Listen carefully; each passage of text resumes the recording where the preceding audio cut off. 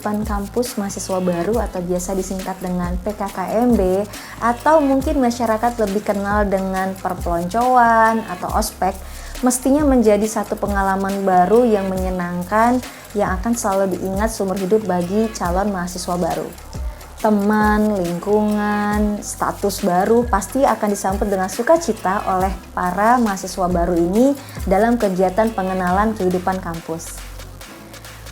Terkait pengenalan kehidupan kampus ini pun ada buku panduan yang memang disusun oleh Kementerian Pendidikan pada tahun 2003.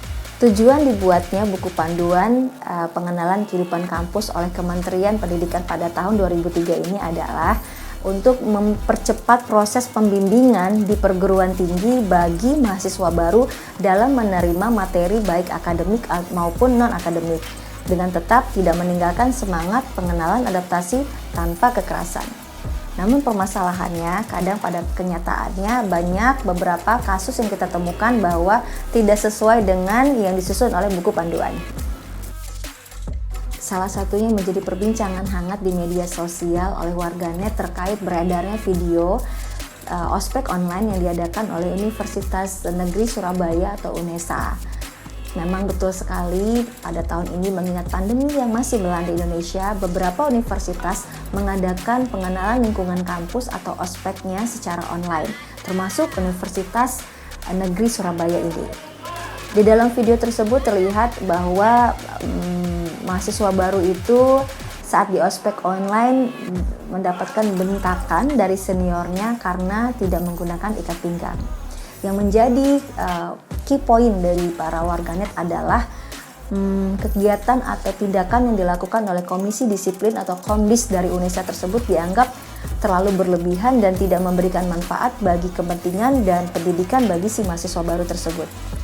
Lalu bagaimana kacamata hukum Indonesia melihat perbuatan yang dilakukan oleh senior dengan dalih memberikan pengenalan lingkungan kepada juniornya yang tidak sesuai dengan buku panduan ataupun dalam tatanan norma-norma sosial di dalam masyarakat? Mengenai bentakan yang dialami oleh peserta perpeloncoan atau ospek atau maba biasanya terbagi atas 3 jenis, yaitu pertama perintah untuk melakukan sesuatu, kedua perintah untuk tidak melakukan sesuatu, dan ketiga peringatan atas sesuatu. Apabila perintah-perintah tersebut disampaikan dengan cara yang tidak disenangi oleh peserta, maka perintah tersebut dapat dikategorikan dalam perbuatan yang tidak menyenangkan. Mengenai delik ini diatur dalam pasal 335 KUHP bab ke-18 tentang kejahatan terhadap kemerdekaan orang. Dalam pasal 335 ini terdapat 2 unsur yang merupakan kunci dari untuk pembuktian deliknya, yaitu unsur memakai kekerasan atau ancaman kekerasan. Apabila salah satu unsur tersebut terpenuhi, maka dapat dikategorikan sebagai delik perbuatan tidak menyenangkan. Mahkamah Agung atas pasal 335 ini juga berpendapat bahwa kekerasan yang terjadi tidak harus merupakan paksaan fisik, melainkan juga paksaan psikis. Tunggu dulu. Frasa perbuatan tidak menyenangkan yang dikatakan dalam pasal 335 ayat 1 Kitab Undang-Undang Hukum Pidana sudah tidak berlaku lagi karena sudah dicabut oleh Mahkamah Konstitusi dalam putusan perkaranya yang dibuat dalam tanggal 16 Januari 2014. Jadi untuk bisa memenuhi unsur-unsur dalam pasal 335, hal itu bisa dibuktikan melalui adanya memakai kekerasan. Jika tidak ada menggunakan kekerasan, maka sudah tidak bisa lagi terpenuhi pasal 335 karena frasa dari perbuatan tidak menyenangkan sudah tidak berkekuatan hukum lagi. Mengenai makian yang dilontarkan oleh panitia diklat pelonco atau ospek ataupun maba terhadap peserta dapat dikategorikan sebagai penghinaan. Perbuatan penghinaan ini diatur dalam pasal 310 ayat 1 KUHP dengan pidana penjara paling lama 9 bulan atau pidana denda paling banyak Rp4.500. Dalam pasal 310 KUHP ini terdapat unsur yang harus diperhatikan, yaitu unsur sengaja menyerang kehormatan atau nama baik seseorang dengan menuduhkan sesuatu hal, dan unsur maksud untuk diketahui umum.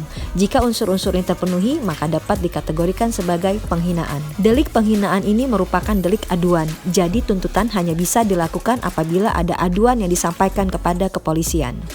Mengenai penganiayaan, pemukulan yang dilakukan oleh panitia terhadap peserta kegiatan ospek atau perpeloncoan merupakan delik penganiayaan. Delik penganiayaan ini diatur dalam pasal 351 dan pasal 352 Kitab Undang-Undang Hukum Pidana. Penganiayaan berat yaitu pasal 351 Kitab Undang-Undang Hukum Pidana jika mengakibatkan kematian diancam dengan pidana penjara paling lama 7 tahun. Dan untuk penganiayaan ringan, penjara selama-lamanya adalah 3 bulan atau denda sebanyak-banyaknya 4.500 sebagaimana diatur dalam pasal 352 KUHP. Sebagaimana yang diatur juga dalam pasal 353 dan 356 Kitab Undang-Undang Hukum Pidana. Maka penganiayaan yang tidak menjadikan sakit atau halangan untuk melakukan pekerjaan dianggap sebagai penganiayaan ringan. Penganiayaan ini merupakan delik biasa yang berarti perkara tersebut dapat diproses tanpa adanya persetujuan dari yang dirugikan atau si korban atau laporan dari korban maupun dari saksi. Jadi gimana nih masyarakat cerdas hukum setelah kita bersama-sama membahas dan menyimak terkait delik pidana yang mungkin saja bisa menjerat bagi oknum-oknum yang melakukan pelanggaran dalam kegiatan pengenalan kehidupan kampus baru. Bukan berarti setelah menyimak video ini kita langsung menganggap bahwa siapapun yang melakukan kesalahan dalam kegiatan pengenalan kehidupan kampus khususnya bagi mahasiswa baru langsung kita arahkan untuk kita laporkan ke kantor polisi atau kita tangani dalam hal hukuman pidana misalnya. Tidak juga sih, kita sebagai masyarakat yang cerdas hukum dan masyarakat yang berbudaya hukum, kita perlu mengetahui dan mengingat bahwa di dalam azas hukum Indonesia kita memiliki azas ultimum remedium, di mana azas hukum ini mengingatkan kita untuk selalu mengedepankan bahwa hukum pidana itu dijadikan sebagai langkah terakhir dalam kita untuk mendapatkan penegakan hukum. Hal ini bisa dimaknai bahwa dalam satu perkara itu bisa saja diselesaikan terlebih dahulu melalui jalur kekeluargaan, negosiasi atau mediasi, jalur perdata atau jalur hukum administrasi.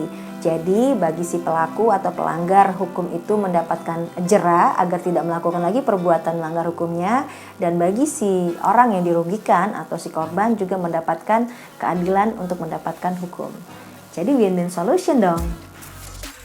Oke, demikian dulu penjelasan hukum tidak langsung yang bisa disampaikan oleh Erika. Semoga kita bisa bertemu lagi di tema-tema ataupun materi-materi hukum yang lebih menarik dan yang lebih kita butuhkan. Sampai ketemu lagi, saya mohon maaf apabila ada kekurangan. Salam cerdas, salam pembaharuan. Dah, kumham pasti.